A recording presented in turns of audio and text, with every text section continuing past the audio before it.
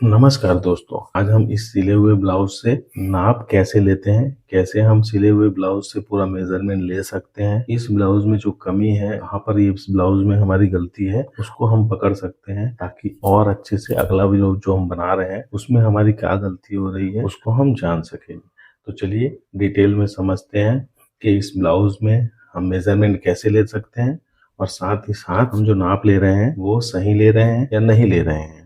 ये देखिए, ये ब्लाउज सिला हुआ है, ये टक्स वाला ब्लाउज है, साथ में योग पट्टी क्रॉस पट्टी दी हुई है, पीछे का गला बड़ा है। और आज हम सिले हुए ब्लाउज से नाप कैसे लेते हैं इसका वीडियो देखिए। सिले हुए ब्लाउज से हमें क्या क्या नाप लेना है। पहला लेना है हमको लंबाई, दूसरा लेना है कमर, फिर सीना कितना है ब्लाउज का, और आस्तीन की लंबाई, आस्तीन की मोहरी और आस्तीन का जो मोढ़ा जिसको हम आर्म होल कहते हैं वो कितना इंच का रहेगा, और साथ ही साथ सामने का और पीछे का गला कितना इंच का रहेगा। ये जो सामने का जो पल्ला है दोस्तों, ये पल्ला बनने के बाद जहाँ तक योक पट्टी लगती है, जहाँ तक योक पट्टी लगती है वहाँ तक का मेज़रमेंट है। और ये है ऊपर कंधे से लेकर के जहाँ तक डॉट की जो पॉइंट आता है उसकी लंबाई है। चलिए शुरू करते हैं वीडियो। तो दोस्तों, ब्लाउज में सबसे पहले देखिए हमको क्या करना है। हमको देखना है इसकी पहले लंबाई देखेंगे कि ब्लाउज की लंबाई कितनी है। तो टेप को बिल्कुल शोल्डर की जो जॉइंट है उसके बीचों बीच रख दीजिए, क्योंकि कभी कभार इधर डॉट लगने के कारण ब्लाउज जो तिरछा हो जाता है, तो जो लंबाई आएगी वो बीच से बिल्कुल सही आएगी।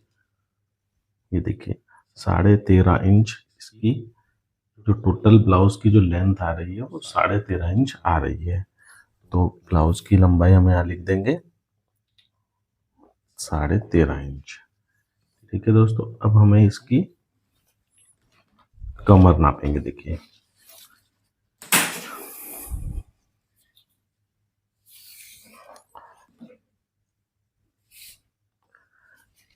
कमर को हमको ये हुक वाला जो भाग है, कोई जो ब्लाउज होते हैं उसमें लेफ्ट हुक होते हैं, किसी में राइट हुक होते हैं। तो जिनको जैसा भी ब्लाउज जमता है पहनने का, उनको उस तरफ हुक ही हमको लगा के देना पड़ता है।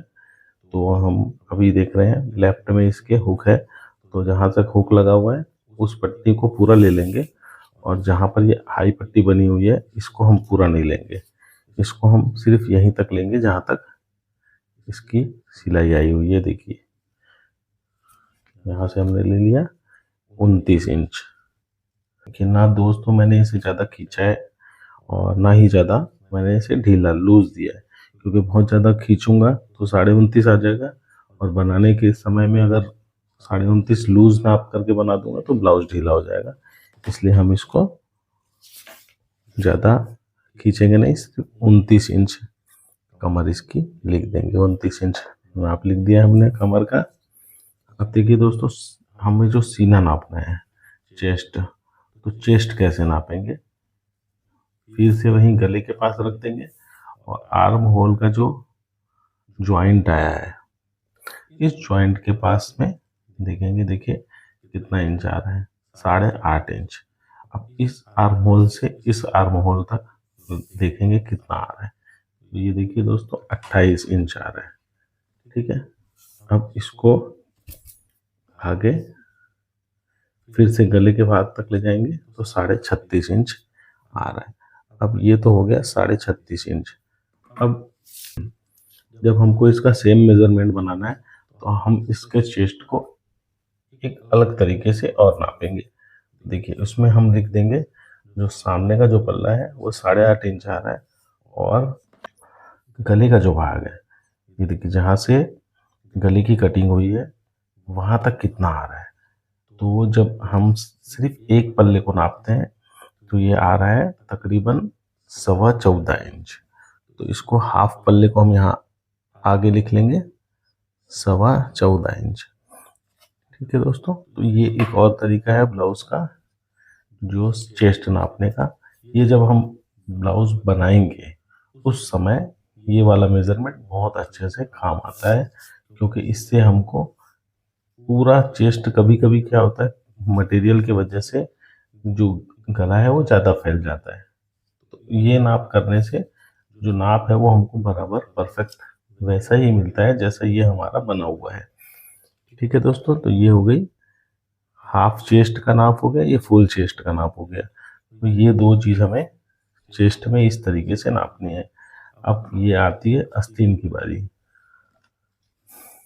तो ये देखिए ये डिज़ाइन वाली आस्तीन है, तो हम इसे चाहे खींचें चाहे ना खींचें ये बराबर ही रहेगी, क्योंकि इसमें ऊपर कोई भी चुन्नट नहीं है, जो भी चुन्नट है वो बीच में दी हुई है। अब ये देखिए ये शोल्डर का जो जॉइंट आया हुआ है, जहाँ पर ये सामने का पल्ला, ये पीछे का पल्ला और ये स्लीव्स की जॉइंट, इस जगह पर हमको टेप को इस तरीके से रख करके बिल्कुल आस्तीन की लास्ट लेस तक हमको ऐसे रख के देखना है। तो 10 इंच इसकी आस्तीन की लंबाई आ रही है दोस्तों। तो इस तरीके से आस्तीन की लंबाई हमने देखी। अब एक चीज और देखेंगे कि इसका आर्म होल जो कटिंग किया गया है वो सही किया हुआ है या नहीं।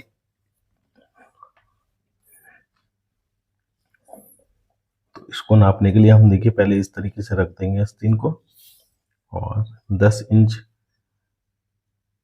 टेप में 10 इंच जहाँ है वहाँ मोहरी के पास रख करके ये देखिए, ये देखेंगे बिल्कुल सही 3.5 इंच के ऊपर इसका जो कट आया हुआ है, ये 3.5 इंच के ऊपर आया है, बिल्कुल ये सही है कटिंग। अब हम इसकी मोहरी देखेंगे। देखिए कई बार क्या होता है हम सीधा ऐसे नाप लेते हैं आस्तीन को, तो ये मुड़ा हुआ जो भाग रहता है ये हमारा छूट जाता है, इससे ब्लाउज की जो कटिंग है वो गड़बड़ हो जाती है।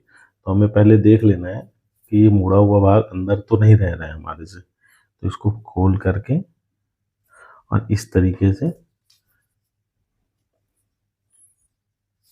बराबर नाप ले लीजिए। देखिए ये आ रहा है हमारा 4.25 इंच, मतलब 9.5 इंच। 4.25 का डबल जो हो गया वो 9.5 इंच इसकी आस्तीन की मोहरी आ रही है। अब दोस्तों मोढ़ा इसका कैसे नापेंगे, क्योंकि ये डिज़ाइन बनी हुई है, लेकिन ये जो डिज़ाइन बनी हुई है ये बिल्कुल स्ट्रेट सीधी बनी हुई है। जो फ्लावर बने हुए हैं वो एक निश्चित मेजरमेंट में बने हुए हैं, इसलिए हमको इसके आर्म होल के पास मोढ़े को नापने में ज़्यादा दिक्कत नहीं होगी। ये देखिए ये 6.5 इंच इसका मोढ़ा आएगा हाफ में, तो ये फुल में हो गया 13 इंच, मतलब इस जगह से 13 इंच आ गया। अब हम इसका आर्म होल देखेंगे कि आर्म होल कितना इंच का आ रहा है।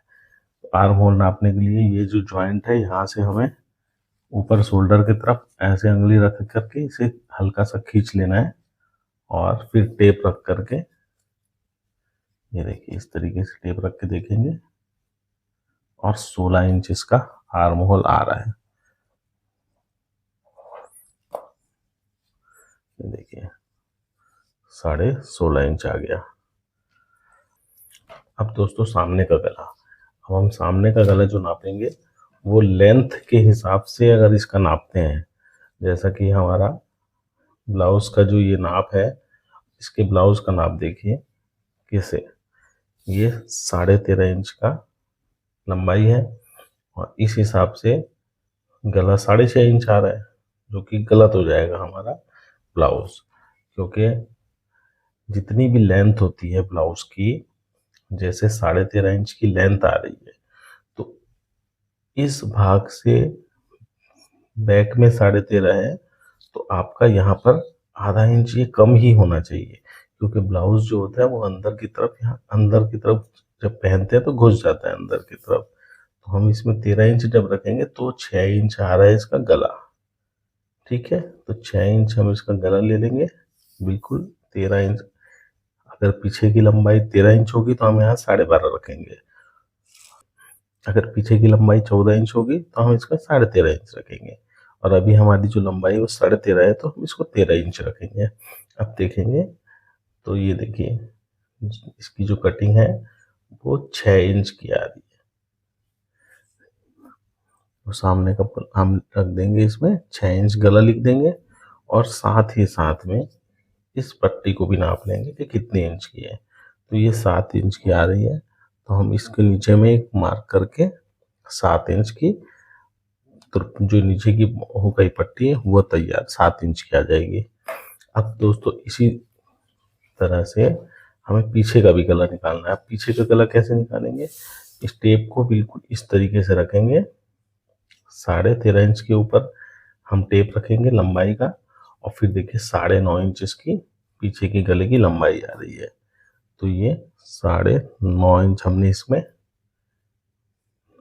ब्लाउज की जो गहराई है वो ले ली।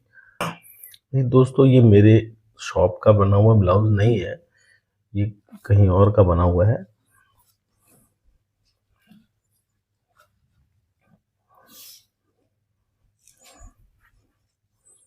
अब देखिए दोस्तों, हम सामने का पल्ला नापेंगे कि सामने का पल्ला क्या होता है। तो देखिए, ये शोल्डर से लेकर के जहां तक ये योक पट्टी आ रही है, देखिए ये होता है सामने का पल्ला। अब हम इसको यहाँ पर टेप रखेंगे और इस तरीके से हल्का सा इसको खींच कर देखेंगे, 13.5 इंच पे आ गई लंबाई। अब इसका जो सामने का जो पल्ला है वो देखिए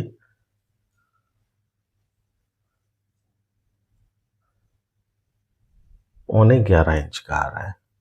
तो यहाँ लिख देंगे हम 10/1/3 11.25 इंच का। तो 11.25 इंच का ये आ गया सामने का पल्ला। अभी देखिए 1 2 3 4 4 टक्स लगे हैं इसमें, और यहाँ से इस टक्स के पॉइंट तक देखेंगे, ये जो पॉइंट लगा है यहाँ तक, इस पॉइंट तक देखेंगे, ये आ गया 9 इंच। तो इस 9 इंच को पकड़ लेंगे इस तरीके से, और पहले लिख देंगे हम डॉट की लंबाई 9 इंच। ठीक है दोस्तों, इसी 9 इंच को इस तरीके से डॉट के पास देखेंगे कि डॉट कितना इंच के ऊपर आ रहा है। ये देखिए 11.25 इंच, मतलब सामने का पल्ला जो यहाँ से आधा इंच इसका बड़ा है। तो एक लाइन खींच करके यहाँ 11.25 इंच इसको लिख देंगे। तो इस तरीके से ब्लाउज की लंबाई को, कमर को, और सामने का जो भाग है फ्रंट का जो पल्ला वो, स्लीव्स, और ये जो मैंने मेजरमेंट बताया इसी तरीके से सिले हुए ब्लाउज से मेजरमेंट लेते हैं, और इसी ब्लाउज से मेजरमेंट लेकर के हम जो अगला ब्लाउज काटेंगे, कटिंग करेंगे, वो बिल्कुल परफेक्ट इसी के जितना होगा। अब इस ब्लाउज में दोस्तों, ये जैसा कि मैंने आपको बताया कि ये मेरी शॉप का बना हुआ ब्लाउज नहीं है, इसमें क्या क्या कमी है मैं आपको इस वीडियो में बता देता हूँ। देखिए,